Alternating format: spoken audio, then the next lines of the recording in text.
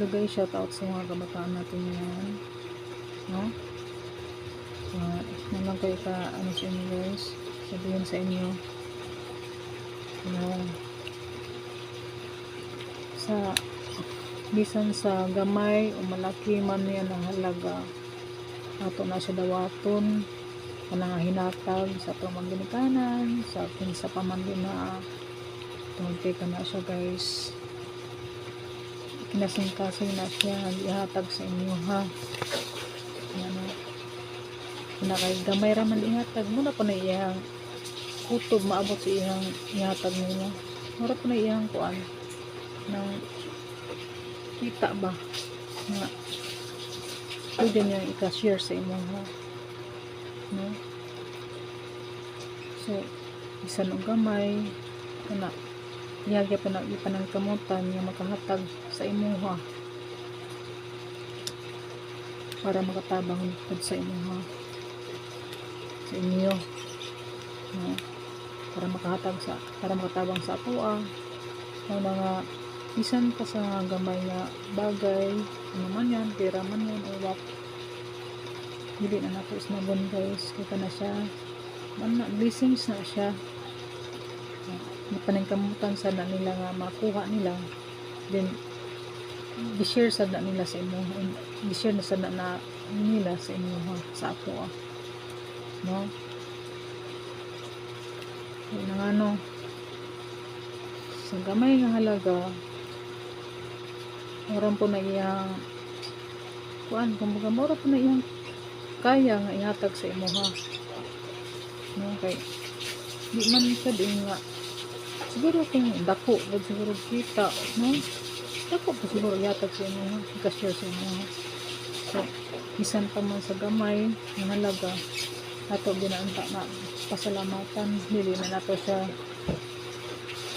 dili na to pataas-taas og garbo ba, no? Pataas ang pride lalo na kailangan natin, no? Malaking bagay na rin guys. Ako kasi guys na ito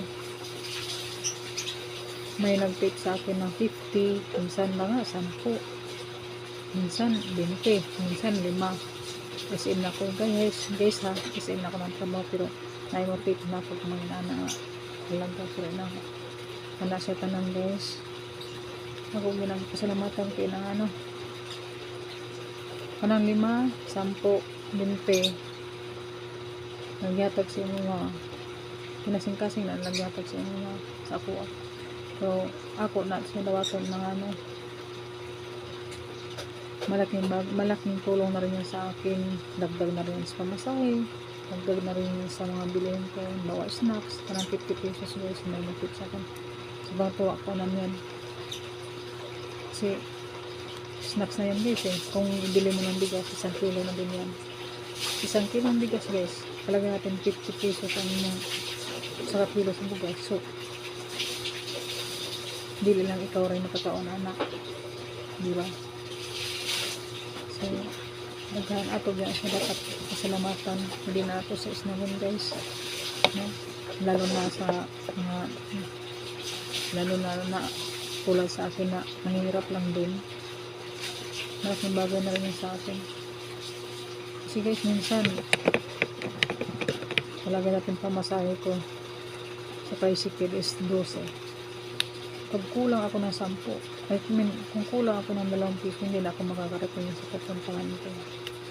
So sa 5 piso guys, lakoon na kayo po tabang, no?